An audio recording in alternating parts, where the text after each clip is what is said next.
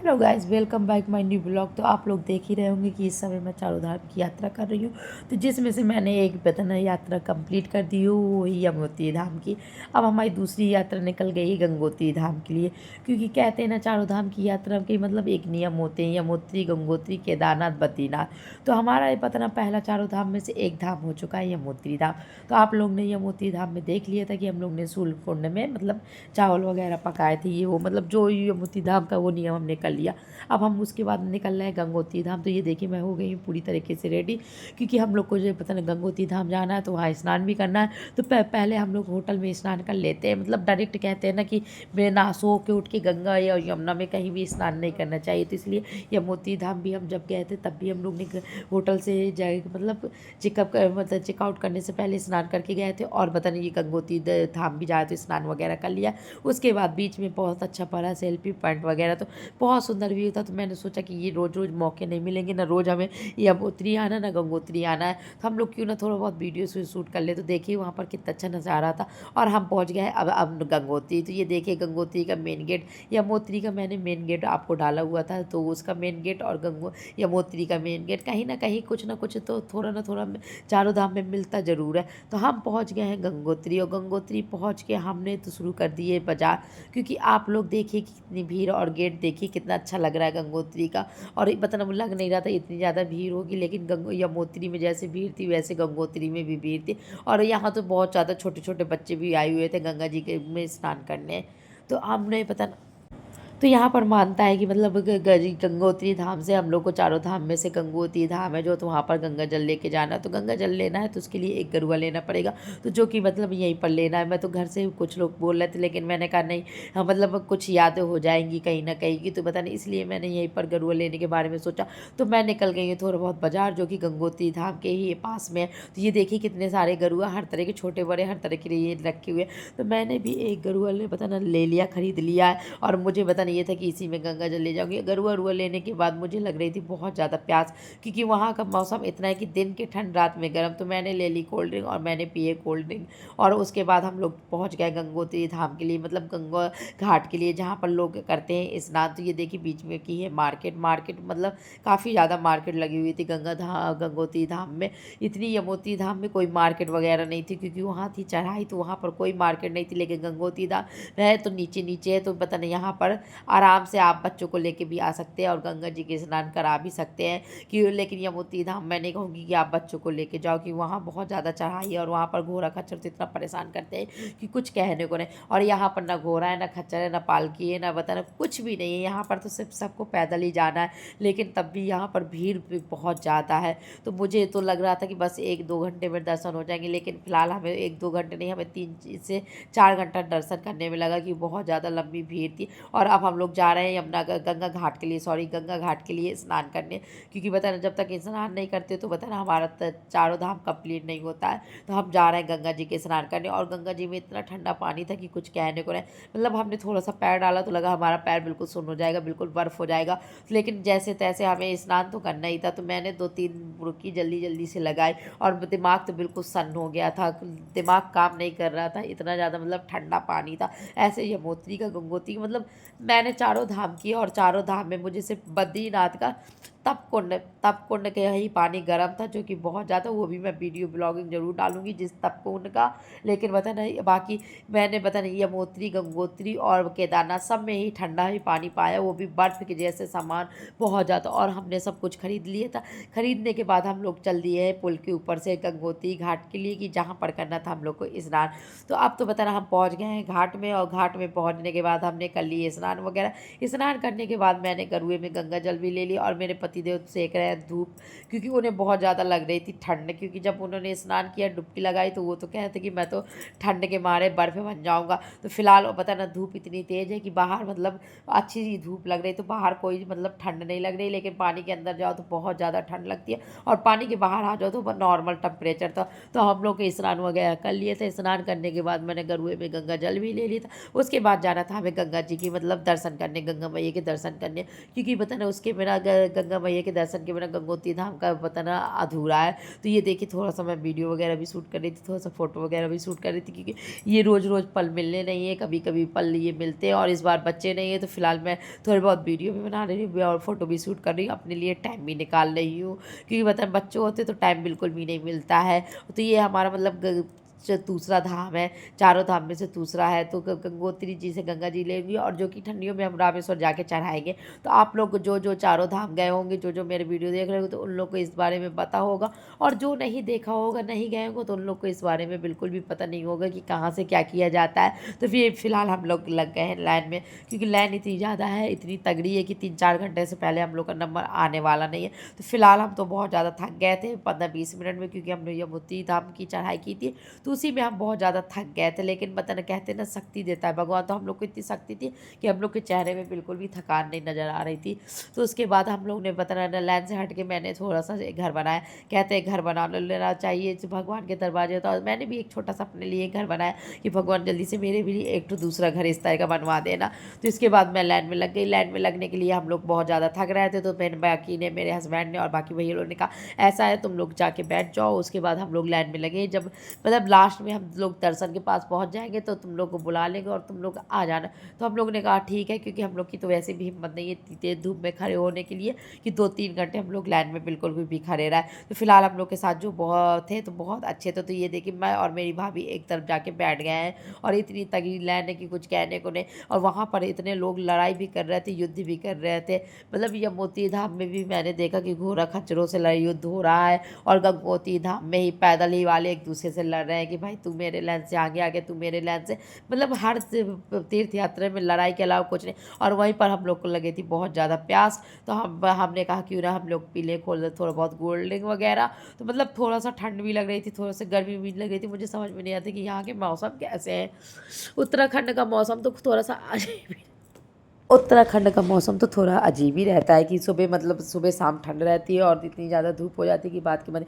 और हम लोग को पता ना नंबर आ भी गया और हम लोग पहुंच गए मंदिर के अंदर। तो ये देखिए पीछे मतलब गंगोत्री धाम के मंदिर का कितना अच्छा से व्यू है। और जो कि माता रानी के मंदिर का मैं बिल्कुल भी नहीं ले पाई थी मैं, क्योंकि वहाँ पर बहुत ज़्यादा भीड़ थी। ये था कि जल्दी से दर्शन हो जाए तो ज़्यादा ही अच्छा है, क्योंकि वहाँ पर लोग धक्का मुक्की बहुत ज़्यादा मार रहे थे। लेकिन भगवान की कृपा से हमारे इतने अच्छे दर्शन हो रहे थे कि हमें समझ में नहीं आ रहा था कि भगवान ने पता नहीं हम लोग को कितने अच्छे दर्शन करा दिए। और ये देखिए यमुनोत्री धाम, सॉरी गंगोत्री धाम का मंदिर था वो। और उसके बाद हम लोग ने गंगोत्री धाम के दर्शन करने के बाद हम लोग वहाँ से निकल लिए था। कुछ खाया पिया था।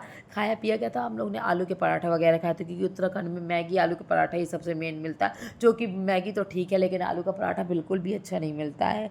इतना सिंपल है कि कुछ कहने को नहीं। और हम लोग निकल लिए थे बताना केदारनाथ के लिए। तो ये देखिए कितना अच्छा व्यू लग रहा था। तो यहाँ पर मैंने यहाँ पर भी थोड़ी बहुत फोटो वगैरह शूट की थी। मतलब इतनी अच्छी अच्छी जगह है उत्तराखंड में कि कुछ कहने को नहीं। मन तो कह रहा है कि यहीं जाके रुक जाओ, और मेरा मन भी कर रहा था कि मैं पता ना यहीं पर रुक जाऊं, लेकिन ऐसा कैसे हो सकता है। तो देखिए कितना अच्छा पारे से पानी है, वहाँ पर समुद्र सा लग रहा है, और कितना अच्छा मतलब शाम का व्यू था। क्योंकि हम लोग को रात ही में केदारनाथ पहुँचना था, क्योंकि रात में हम केदारनाथ सोच रहे थे पहुँच जाएंगे और पता सुबह जाके चढ़ाई कर देंगे। तो चलिए इसी व्यू में मेरे केदारनाथ का मतलब सॉरी इसी ब्लॉग में मेरे केदारनाथ का भी सीन है। तो ये देखिए यहाँ पर उतर के मैंने थोड़ा सा वीडियो वगैरह शूट कर ली, और मैं पता ना पहुँच गई थी रेत में खेलने के लिए। तो अब हम लोग मतलब पहुँच गए थे केदारनाथ। तो केदारनाथ में हम लोग पहुँच गए थे सोमनाथ में, कि जो कि थोड़ा सा रात बहुत ज़्यादा हो गई थी, तो थोड़ा सा हम लोग सुबह उठे और पता ना थोड़ा बहुत फ्रेश वगैरह हुए। उसके बाद नहाया धोया, उसके बाद हम लोग ने बताना खाया पिया। एक बार आलू का पराठा खाया, उसके बाद टोस्ट चाय किया, और शाम के हम लोग ने बताना मैगी की फरमाइश की।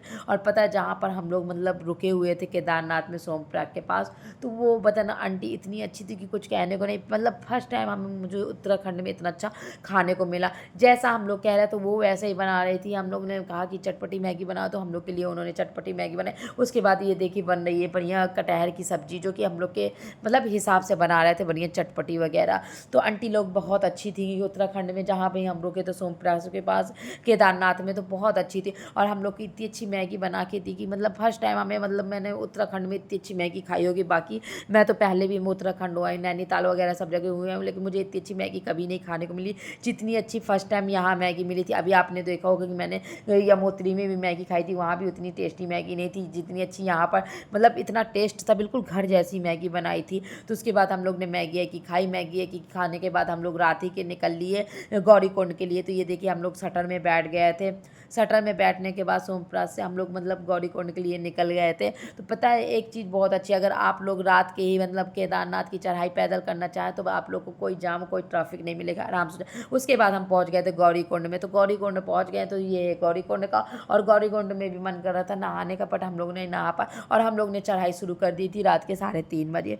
3:30 बजे हमारी चढ़ाई स्टार्ट हो गई थी। और पता नहीं इतना अच्छा, मतलब लोग कह रहे थे कि मतलब घर से निकलने से पहले लोग इतना ज़्यादा डरा रहे थे कि कुछ कहने के कि केदारनाथ जाओगे तो यार पैदल नहीं चढ़ पाओगे, सोमप्रयाग में मतलब 2 घंटे जब 10 घंटे की भीड़ लग लाइन लग रही, ये लग रहा है वो शटर नहीं आपको जल्दी मिले। लेकिन हमारे साथ ऐसा कुछ नहीं है, हम लोग तुरंत सोमप्रयाग भी पहुंच गए, हम लोग को तुरंत शटर भी मिल गए और तुरंत हम लोग गौरीकुंड भी पहुंच गए। और हम लोग को ये देखिए बताएं 3:30 बजे, मतलब सुबह 3:30 बजे शुरू हुए थे और सुबह से थोड़ा सा उजेला होता चला गया। और ये देखिए उजेला होता चला गया तो कितना अच्छा लग रहा है थोड़ा थोड़ा सा।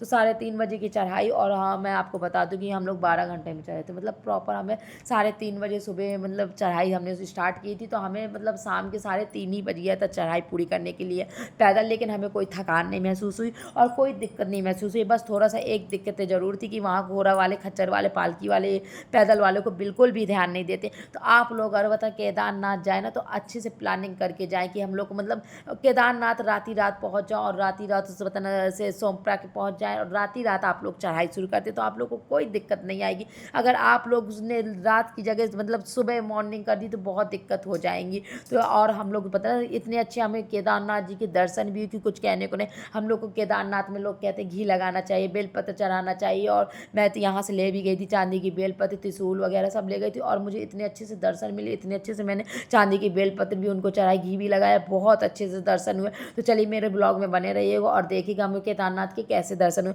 तो ये देखिए बीच में हम लोग को कितनी अच्छे से बताना स्नो वगैरह मिल रही थी, मतलब इतना अच्छा लग रहा था कि कुछ कहने को नहीं। मुझे ठंड और बताना बिल्कुल भी आप लोग बताना, लोग सोचते हैं कि बहुत ज़्यादा ठंड लगती है, नहीं केदारनाथ में चढ़ाई अगर आप पैदल चढ़ाई कर रहे हैं तो कोई ठंड नहीं लगेगी।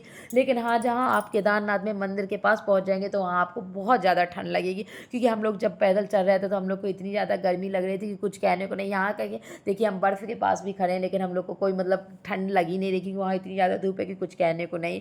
तो हम लोग की यात्रा हम लोग की मतलब समझ ही में नहीं है कि हम लोग केदारनाथ कितनी जल्दी पहुंच गए और कितनी जल्दी हमें भगवान केदारनाथ जी के दर्शन हो। तो कहते हैं ना मन से जाओ ना तो अच्छे से अच्छे दर्शन होते हैं अच्छे से। और ये देखिए कितना अच्छा व्यू लग रहा है, मतलब बहुत अच्छा व्यू लग रहा था मुझे। कुछ नहीं, हिमालय के ऊपर जो अच्छी सी बर्फ़ दिख रही थी और हम लोग काफ़ी ऊपर पहुँच गए थे। तो हम लोग ने, मैंने बताया कि सुबह 3:30 बजे चढ़ाई शुरू की थी और शाम के 3:30 बजे हम लोग ऊपर चढ़ भी गए थे, जो कि हमें बिल्कुल भी दिक्कत नहीं आई थी। तो ये देखिए हम लोग मतलब एक इनर पहने हुए हैं और उसी में हम लोग टी शर्ट इनर में ही ऊपर की चढ़ाई शुरू करती है कि चढ़ गए हैं, जो कि हमें गर्मी बहुत ज़्यादा लग रही थी। और साथ में लिए थे हम एनर्जी ड्रिंक, तो बीच में जो हम पी रहे थे एनर्जी ड्रिंक। और बाकी बताना वहाँ पर एक चीज़ बहुत अच्छी कि वहाँ के वॉशरूम वगैरह बहुत अच्छे क्लीन रहते हैं।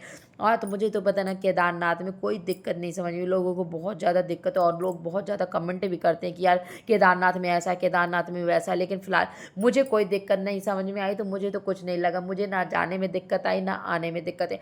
और जितने दिन हम लोग मतलब केदारनाथ, यमुनोत्री, गंगोत्री, मतलब हर जगह जितने भी धाम रहे तो हमें कभी बारिश भी नहीं मिली। लोग कहते हैं कि यमुनोत्री में रोज़ बारिश होती है, केदारनाथ में रोज़ बारिश होती है। फिलहाल हम लोग तो गए हैं तो हमें बारिश भी नहीं मिली। लेकिन आप लोग पूरा इंतजाम करके ज़रूर जैसे ज़रूर जाओ। मैं ये नहीं कहती कि हमको नहीं ऐसा हुआ तो आपको नहीं ऐसा हो सकता, क्योंकि हमें ना ऑक्सीजन की कमी हुई है तो हो सकता है कि आपको हो सकती है। तो फिलहाल पता ना, मैं तो इसीलिए कहती हूँ कि चारों धाम की यात्रा करनी हो तो इसी उम्र में करो। जैसे मैंने इस उम्र में यात्रा कर ली तो मुझे कोई दिक्कतें नहीं समझ में आई है, बिल्कुल भी कोई नहीं। और हम लोग देखिए हेलीपोर्ट पैड के पास पहुंच गए, जहाँ हेलीकॉप्टर उतरता है। तो देखिए हम लोग हेलीपैड के पास उतरा है और ये देखिए हमारे चेहरे में बिल्कुल भी थकान नहीं महसूस होगी, ना मेरे हस्बैंड के चेहरे में बिल्कुल भी थकान नहीं महसूस हो रही, जबकि हम लोग सुबह 3:30 बजे के चढ़े हुए हैं।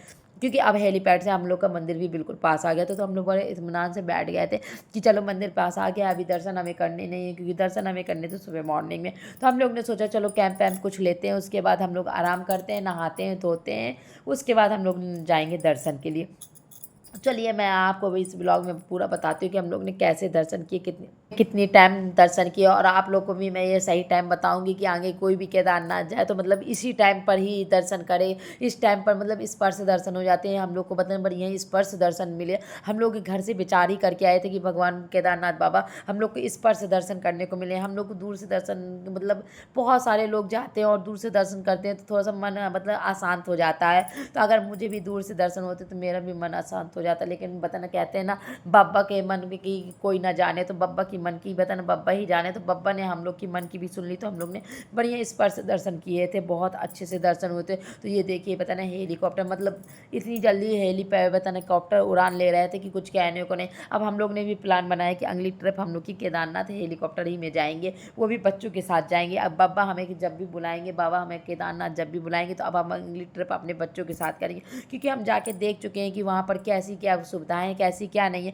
पहले हमें भी डर लगता था, लोग डराते थे, लेकिन अब नहीं। मुझे लगता है अब एक बार हम बाबा के पास पहुँच गए हैं तो अब हमें इस बार कोई डर नहीं लगा। अब हमें लगा कि वहाँ हम लोग बताना अगली बार आ सकते हैं तो बच्चों को लेके आसानी से दर्शन करा सकते हैं। लेकिन हम लोग पैदल नहीं, वो भी हेलीकॉप्टर में। पैदल बच्चों को बिल्कुल भी लेके मत आइए, खोला खच्चर में बिल्कुल बहुत दिक्कत होती है। मेरे सामने ही कई लोग गिरे हैं। और ये देखिए मैंने नहा लिया, नहा के हम लोग ने लिया था टेंट। तो यहाँ केदारनाथ में इतना छोटा सा टेंट मिला था, वो भी एक पर पर्सन 500 का। तो हम लोग हो गए थे रेडी भी, और रेडी रेडी होने के बाद हम लोग निकल गए हैं, बाबा के दर्शन कर लिए। तो हम लोग रात भर लगे रहे थे लाइन में क्या मतलब हम लोग को बताना आराम से लेटे रहे हैं वहीं पर। और वहीं से 5 बजे हम लोग का खुल गया था मतलब मंदिर का पट।